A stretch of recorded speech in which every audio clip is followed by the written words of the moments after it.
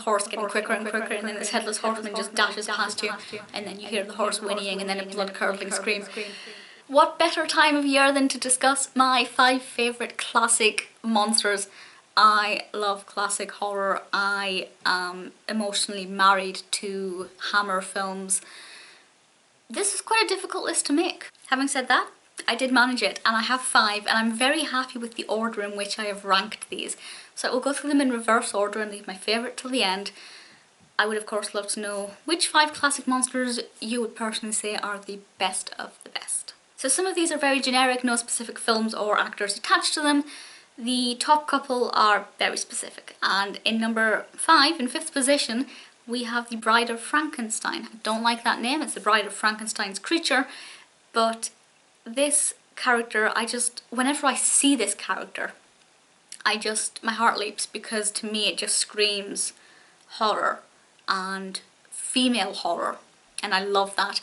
But I have to be specific, it is the classic traditional Bride of Frankenstein appearance, not, for example, HBC's interpretation of Elizabeth Frankenstein from the Mary Shelley's Frankenstein film, and certainly not Shelley's own kind of interpretation of Elizabeth as a character, but just the classic traditional fun, cheesy Bride of Frankenstein. I think she's fabulous. Number 4 is one that has terrified me genuinely my whole life and still does terrify me.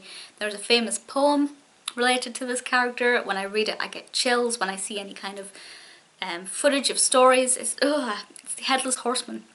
I don't know why.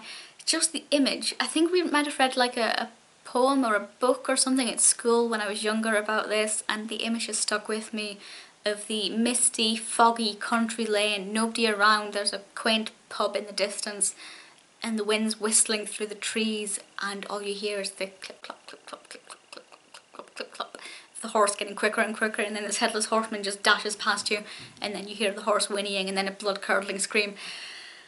It's terrifying, but I do love the Headless Horseman. Number 3 is arguably the most beautiful, exquisite, classic monster, and that's Vampira.